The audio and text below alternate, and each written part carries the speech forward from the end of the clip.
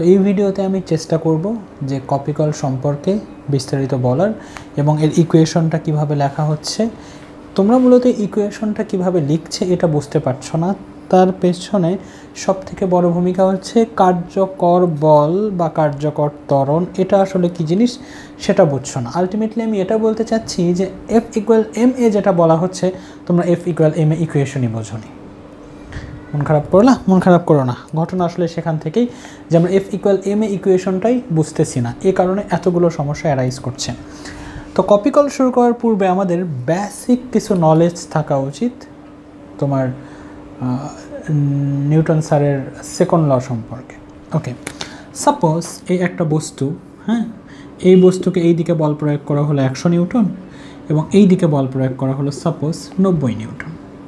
তো এখানে আসলে কার্যকর বল কত হবে? কার্যকর বল তোমরা বলবা যে 100 - 90, দ্যাট মিনস তোমার 10 নিউটন। এই 10 নিউটন বল আসলে কার্যকর বল। আমরা যখন F =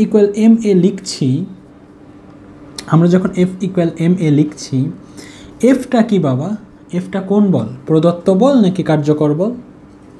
এফটা কোন বল? প্রদত্ত বল নাকি কার্যকর বল? এফটা হচ্ছে আসলে কার্যকর বল। এফটা কোন বল? কার্যকর বল। তাহলে তোমাকে যদি সিম্পলি বলে যে এই বস্তুটার ত্বরণ কত সৃষ্টি হচ্ছে, সাপোজ এই বস্তুটার ভর হচ্ছে 10 কেজি, তাহলে যদি বলে এই বস্তুটার ত্বরণ কত, যে এই বস্তুর উপরে এদিক থেকে 100 নিউটন বল আর এদিক থেকে 90 নিউটন বল প্রয়োগ করা হয়েছিল, তাহলে এই এফ তুমি কত বসাবা? এফ তোমাকে ডেফিনেটলি 100 - 90 লিখতে হবে। তারপর তোমাকে দ্যাট মিনস 10 কেজি বসাতে হবে এবং তার ত্বরণটাকে কী করতে হবে? ফাইন্ড আউট করতে হবে। তো এফ যখন আমরা বলছি এটা প্রদত্ত বল নয়, একটা বস্তুর ওপরে যে পরিমাণ বল প্রদত্ত হচ্ছে ওটাই যে কার্যকর হবে এমন কোনো কথা নেই। আমি একটা বোর্ডকে ধাক্কা দিচ্ছি, হতে পারে 2000 নিউটন বলে ধাক্কা দিচ্ছি, এটা শুধুমাত্র প্রদত্ত বল, এখানে কার্যকর বল নেই। কেন নেই? এই বোর্ডটা গতিশীল হচ্ছে না।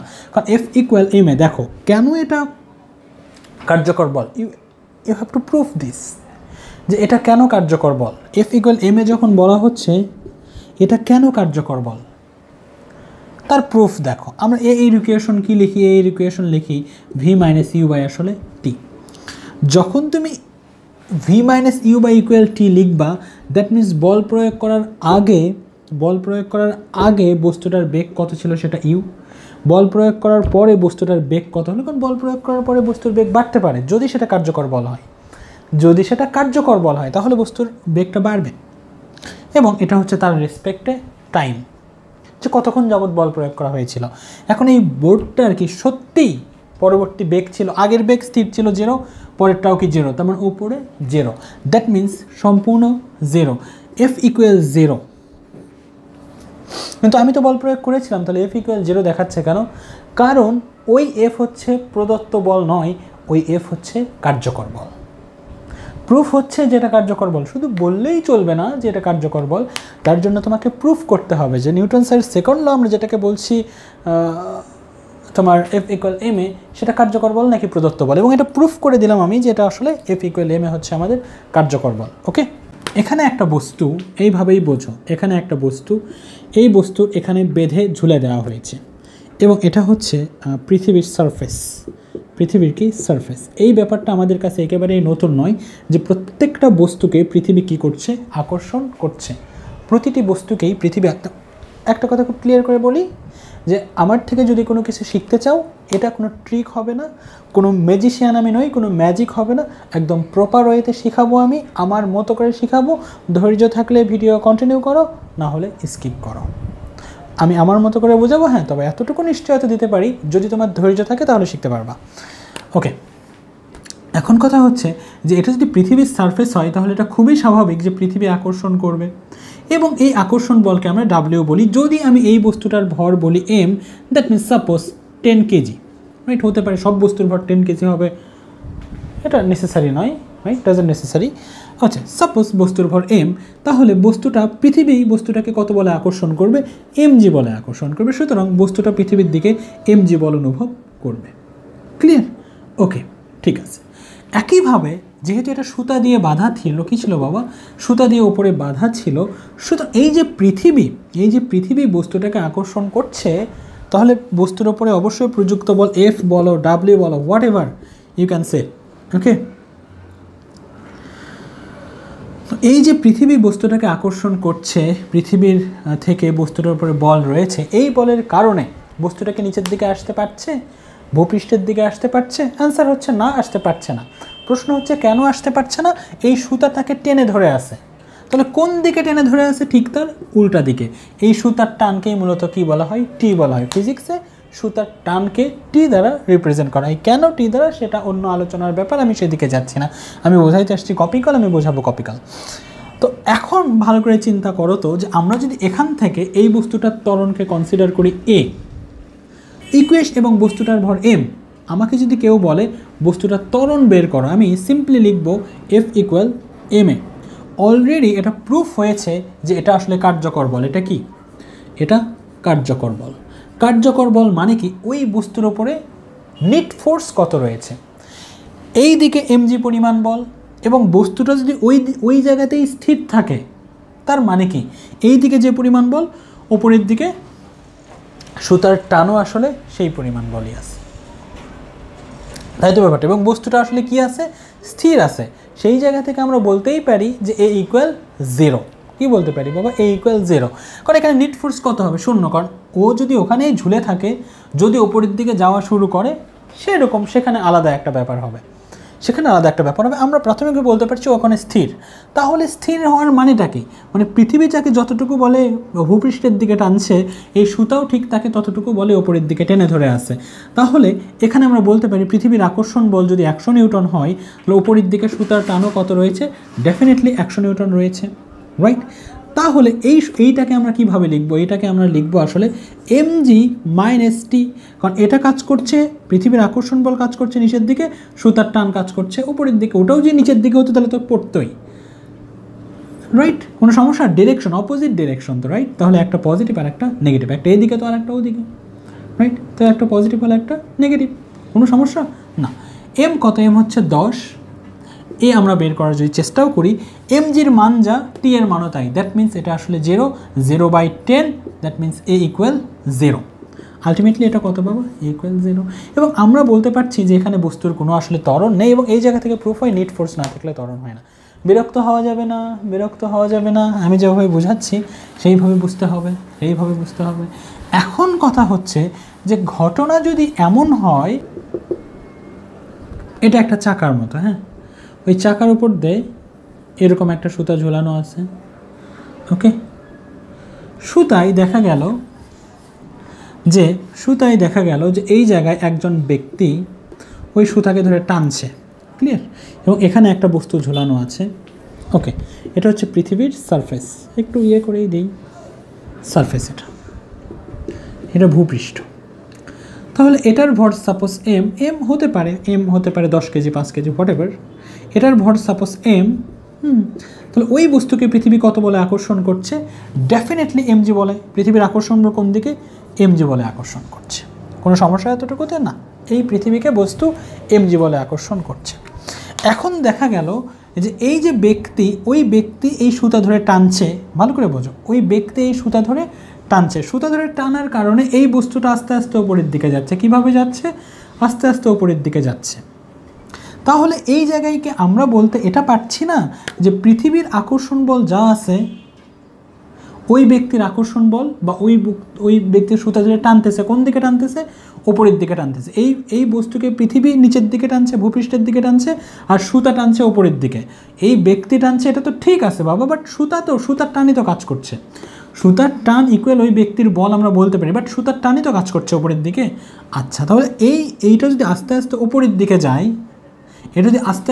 দিকে যায়, তাহলে আমরা F equal suppose M A প্রথমে লিখলাম।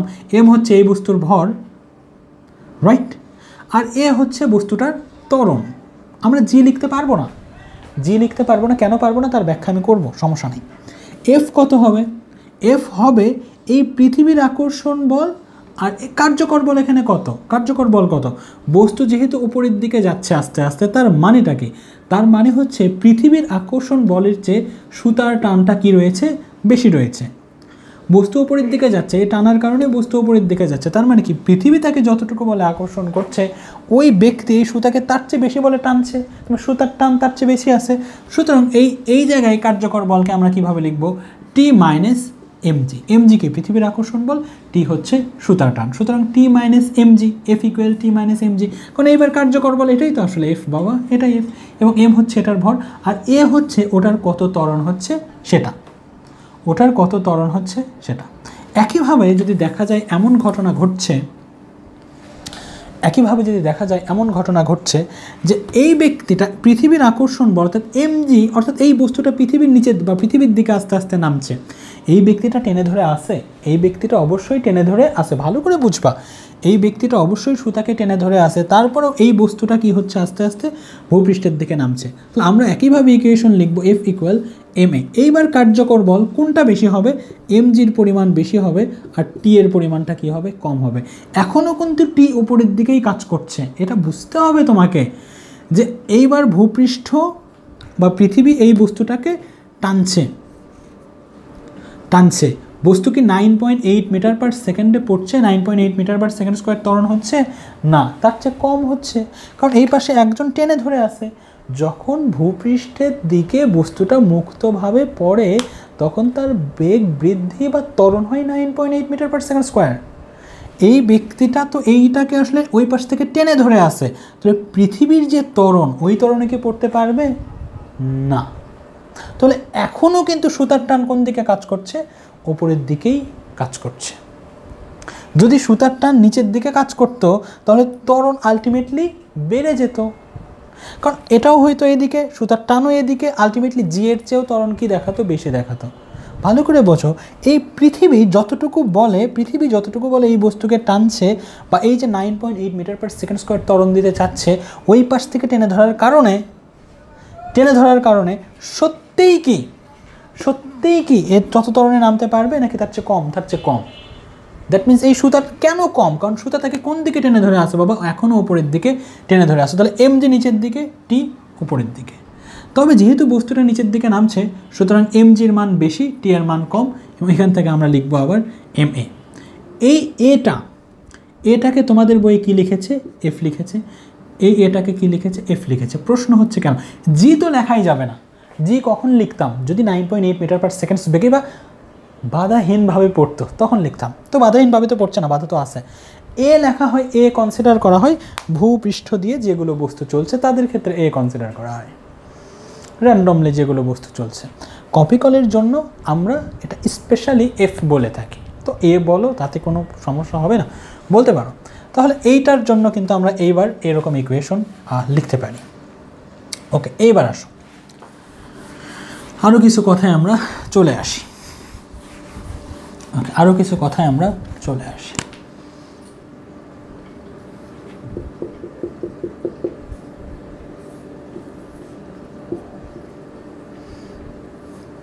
আমার চিত্র খুব খারাপ হয়, বুঝলা? গ্রামের মানুষ আসলে চিত্র কখনো আঁকাও হয় নাই। হ্যাঁ,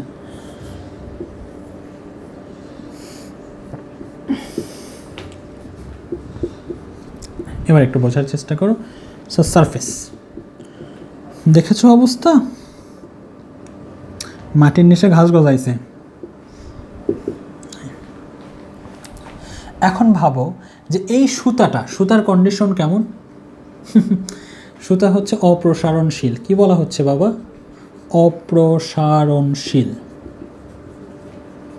সুতা অপ্রসারণশীল হওয়ার মানেটা কি? মানে হচ্ছে এই দিকে যত টান পড়বে ওই দিকে তত টানে আসলে উঠবে। এমন নয় যে এটা রাবার, এখানে বস্তু দেওয়ার সাথে সাথে ধ্রাম করে ঝুলে চলে যাবে আর ওদিকে কোনো প্রভাব পড়বে না। যদি হতো এটা রাবারের সুতা তাহলে এদিকে বস্তু দিলে ধ্রাম করে ঝুলে যেত, ওদিকে টান লাগতো না। ব্যাপারটা তা নয়। ব্যাপার আসলে কি? ব্যাপার হচ্ছে এই সুতার এই দিকে যত টান পড়বে ওদিকে তত টানই আসলে পড়বে। ভালো করে ভাবো যে সাপোজ এটা হচ্ছে দেয়াল। এটা কি বাবা? দেয়াল। এখানে হয়তো এইরকম কোনো কিছু একটা ছিল, হ্যাঁ, এরকম অংশ ছিল। তুমি এখানে সুতা দিয়ে বেঁধে এখানে টানতেছো। কি করছো? সুতা দিয়ে বেঁধে এখান থেকে তুমি কি করতেছো, এখানে দাঁড়িয়ে তুমি এটাকে টানতেছো, এই সুতাকে কি করছো তুমি, এই সুতাকে তুমি টানতেছো। যদি টানো এবং এই সুতা যদি অপসারণশীল সুতা হয়, তো তুমি এখানে বলের মান এইদিকে যা থাকবে ঠিক এই জায়গায়, এই জায়গায় বলের মানটা কি থাকবে, ঠিক তাই থাকবে।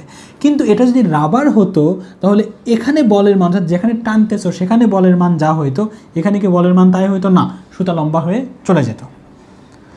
তাহলে আমরা এই জায়গায় বলতে পারি সুতা যদি অপসারণশীল হয় সেক্ষেত্রে এখানেও বলের মানকে ওইদিকে তাই, এখানেও বলের মানকে ওইদিকে তাই, সব দিকে তাই, রাইট? এটাই তো কথা। এরকম একটা ছিল, সাপোজ এরকম হয়তো আংটার মতো ছিল, তুমি এখানে এভাবে দিয়ে এখানে দিচ্ছ টান জোরে, তো এই জায়গায় যদি তুমি এদিক থেকে 10 নিউটন বল কাজ করে, এখানেও কিন্তু সেই 10 নিউটন বল নিচের দিকেই কাজ করবে, কারণ সুতা অপসারণশীল, সুতা আসলে লম্বা হয়নি। ওকে, ঠিক আছে। এই ব্যাপারটা যদি আমরা বুঝে থাকি তাহলে একটাবার বোঝো। সাপোজ এই বস্তুর ভর m1, কি বাবা ভালো করে বোঝো, m1, এই বস্তুর ভর m2, ক্লিয়ার? কোনো ডাউট? ওকে, আরও একটা জিনিস একটু বোঝা দরকার তোমাদেরকে, হ্যাঁ। তো এটা যদি আমাদের কাছে একটা কপিকল হয়ে থাকে এবং এটা যদি সুতা হয়, হ্যাঁ, এখানে যদি একজন ব্যক্তি এটাকে 100 নিউটন বলে এই দিকে টানে, কোন দিকে বাবা, 100 নিউটন বলে যদি এই দিকে টানে, ওই 100 নিউটন এখানেও ক্রিয়াশীল হবে কি হবে না, 100 নিউটন ঠিক একই ডিরেকশন এখানেও ক্রিয়াশীল হবে, হবে কি হবে না বলো, 100 নিউটন কিন্তু এখানেও ক্রিয়াশীলই হবে। আমার কথা কি বুঝতে পারছো? এখানে 100 নিউটন বলে টানলে ওখানেও কিন্তু 100 নিউটনই থাকবে। দ্যাট মিনস এখানকার যদি টি হয় এটাও কি হবে, আসলে টি হবে। T1 আর T2 হওয়ার কোনো চান্স নাই, এমন ভাবনার কোনো কারণ নাই যে এখানে সুতার টান T1 এখানে সুতার টান T2। এখন কথা হচ্ছে এটা সাপোজ M1, এটা সাপোজ M2, পৃথিবী এটাকে কত বলে আকর্ষণ করছে, mg পরিমাণ বলে আকর্ষণ করছে। পৃথিবী এটাকে সাপোজ এটাকে m1 বলতে হবে, তাহলে আমার যেহেতু এই ভর m1, এটাকে পৃথিবী কতটুকু বলে আকর্ষণ করছে, m2g বলে আকর্ষণ করছে। ক্লিয়ার? কোনো ডাউট না। একবার ভাবো যদি m1 গ্রেটার দেন m2 হয়, অর্থাৎ প্রথম বস্তুর ভর যদি বেশি হয়, দ্বিতীয় বস্তুর ভর যদি কম হয়, তাহলে কি হবে, নিট ফোর্স এখানে বেশি থাকবে। অর্থাৎ এটার জন্য আমরা কীভাবে লিখতে পারবো, সাপোজ এটাও সুতার টান কোন দিকে থাকবে বাবা, উপরের দিকে থাকবে, রাইট? পৃথিবী একে টানছে, এই টানের কারণে কি এটা পড়তে পারছে? পৃথিবী তাকে যতটুকু বলে টানছে সেই টানে যে ত্বরণ হবে সেই ত্বরণে এটা পড়তে পারবে না, কারণ ওটাকে সে কি আরেকজন কী করে আছে, টেনে ধরে আছে, তো আরেকজন কী করে আছে ওখানে, টেনে ধরে তার কারণে অত ত্বরণে কিন্তু পড়তে পারবে না। ক্লিয়ার? তো সাপোজ এই বস্তুর ত্বরণকে ধরো তুমি এফ, কি ধরো, এফ ধরো, এর জায়গায় এফ ধরলাম, তাতে সমস্যা কি, আমরা লিখলাম এফ ইকুয়াল, বা এই ধরো দরকার নেই, এই ধরো আমরা লিখলাম এফ ইকুয়াল এম এ। এফটা কি, কার্যকর বল, এফটা কি কার্যকর বল। কার্যকর বল এখানে কত আছে, যেহেতু m1 গ্রেটার দেন m2, এই বস্তুর ভর বেশি, তাহলে অভিকর্ষ ত্বরণ বেশি বা অভিকর্ষ বল বেশি, অভিকর্ষ ত্বরণ নয় অভিকর্ষ বল বেশি। অভিকর্ষ বল যদি বেশি হয় তাহলে নিচের দিকে বলের পরিমাণটা বেশি, যেহেতু বস্তু নিচের দিকে নামবে, আস্তে আস্তে কী হবে, বস্তুটা নিচের দিকে নামবে, তাহলে এই বলের পরিমাণ বেশি বলেই তো নিচের দিকে যাচ্ছে। সুতরাং m1g মাইনাস টি, সুতার টান কম বলেই তো নিচের দিকে যাচ্ছে, m1a। কোনো ডাউট বাবা এতটুকুতে, কোনো সমস্যা, কোনো প্রবলেম? এভাবে লেখা যায়, ডেফিনেটলি লেখা যায়। একইভাবে এই ইকুয়েশনটা এই বস্তুর জন্য কিভাবে লেখা যাবে, একইভাবে লিখলাম এফ ইকুয়াল m2a।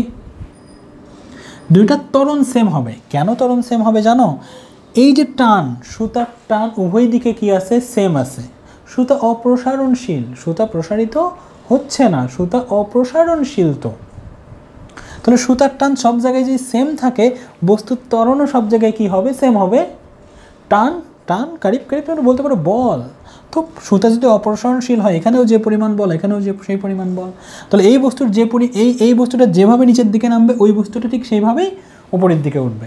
এই বস্তুর বেগের বৃদ্ধি নিচের দিকে যা থাকবে ওই বস্তুর বেগের বৃদ্ধি উপরের দিকে ঠিক তাই থাকবে। তাহলে ত্বরণ দুই জায়গায় কিন্তু সেম হবে, কারণ এখানে টানের মানের কোনো পরিবর্তন নাই। ক্লিয়ার? কোনো ডাউট?